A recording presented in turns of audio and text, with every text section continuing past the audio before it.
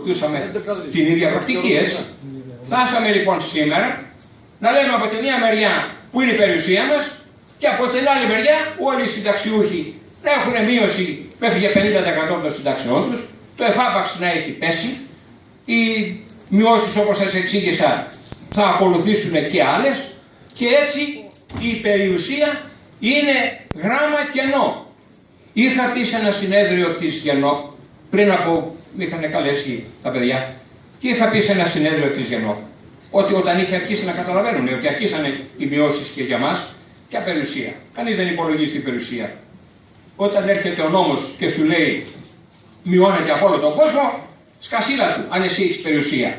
Δυστυχώς δεν υπερασπιστήκαμε όπως έπρεπε τα δικαιώματά μας. Είχα πει λοιπόν στο συνέδριο εκείνο της ΓΕΝΟΠ ότι παιδιά, πέρα από όλα αυτά υπάρχει και το Ευρωπαϊκό Δικαστήριο. Προσέξτε, όχι το ΔΕΚ, το Δικαστήριο των Ευρωπαϊκών Κοινοτήτων που είναι αναρμόδιο, το άλλο, του Στρασβούργου, του Συμβουλίου της Ευρώπης, όπου εκεί στο πρώτο πρόσθετο πρωτόκολλο θεωρεί ότι το δικαίωμα στην περιουσία ανήκει στα προσωπικά, στα ατομικά δικαιώματα και το δικαίωμα για σύνταξη, όπως είναι διαμορφωμένη με βάση τις εισφορές, ανήκει στα περιουσιακά δικαιώματα. Άρα και το δικαίωμα για σύνταξη πλήρη ανήκει στα δικαιώματα της προσωπικότητας.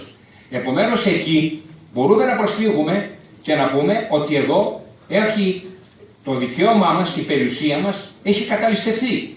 Διότι είναι δική μας περιουσία και αλλού τη χρησιμοποιούν. Δυστυχώς δεν προσέφηκαν, έμειναν στα δεδομένα τα σημερινά, έμειναν με τις εγγυήσεις που έδινε ο κάθε τυχάρπαστος υπουργός, διότι δυστυχώς σε όλο το πολιτικό φάσμα, και δεν διστάζω να το λέω, εμένα δεν με ενδιαφέρει, έχω μία ιστορία πάνω σε αυτό το ζήτημα και δεν θα την αφήσω να αμαυρωθεί ποτέ. Ο κάθε λοιπόν τυχάρπαστος που έκανε τον υπουργό δεν καταλάβαινε από περιουσία, σου έλεγε γιατί να μειωθεί των άλλων και να μην μειωθεί και σε εσάς. Μα κανείς δεν είπε να συγκριθεί το ένα με το άλλο. Και οι άνθρωποι του ΙΚΑ και αυτοί έχουν δικαιώματα και αυτοί είχαν σχηματίσει περιουσία. Και αυτόν τα έφαγε το ελληνικό κράτος σε παλαιότερες περιόδους βέβαια. Έτσι, γιατί σε όλα τα ταμεία, όταν τα χρήματα μπαίνανε με άτοκη τοποθέτηση την περίοδο εκείνη που είχαν μεγάλα τα θεματικά τα ταμεία, και όταν μπαίνανε τα χρήματα είτε με άτοκη τοποθέτηση στην Τράπεζα της Ελλάδος που τα έδινε στις εμπορικές τράπεζες, είτε στη συνέχεια, τα ξέρετε αυτά με το χρηματιστήριο, με τα δομημένα, με το PSI τώρα, συνέχεια εμπιστεύονται αποθεματικά, έτσι. Δεν θέλω να πω σε καμία περίπτωση ότι δεν έχουν δίκιο όλοι.